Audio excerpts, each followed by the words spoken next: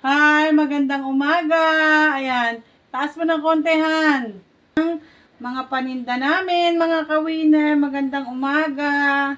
Kahit pagod tayo, ano naman to, kumikitang kabuhayan. Kahit simpleng pamumuhay lang, mga ka-winner. Dito, tingnan mo, ginagawa ko po yung sauce ng ating fishball, mga kwek-kwek, ayan po.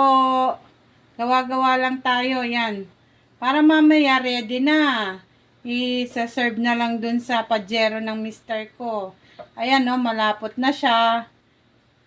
Yan. Mga 3 garapon yan. 3 garapon na medyo malalaki. Ito po, ganito.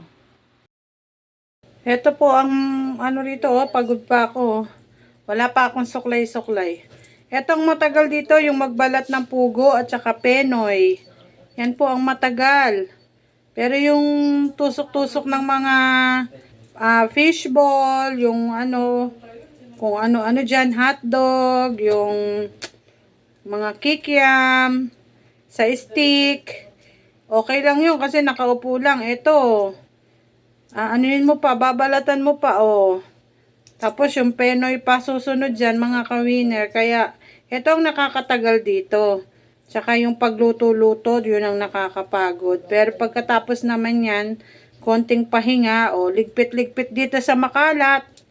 'Di ba? Ganun talaga pag gusto mong ng kabuhayan, iisip ka ng paraan kung ano ang pwedeng gawin. Tsaka wala naman pong pinagtatagumpayan na hindi pinaghihirapan. 'Di ba?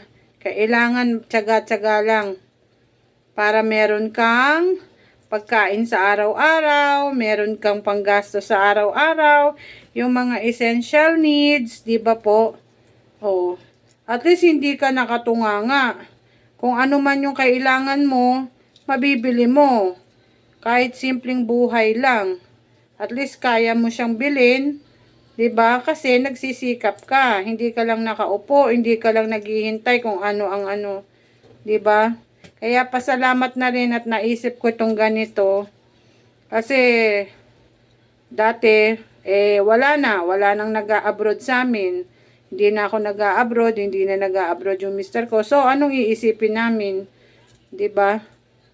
Kaya eto na lang naisipan namin, dito gagawa ako sa bahay, tapos siya naman yung taga-tinda. Mga ka-winner, ganyan lang ang takbo ng buhay.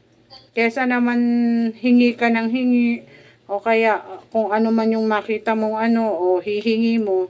Di maganda yun. Maganda kahit wag mong ikahiya. Yun nga sabi, wag mong ikahiya ang street food. Kasi minsan, hindi mo alam, nandiyan ng pera. Diba? Nasanay na rin kami. Dati nung una medyo nahihiya kami. Ngayon hindi na po. Okay na po. Sige na. Bye-bye na. Magandang tanghali sa inyo.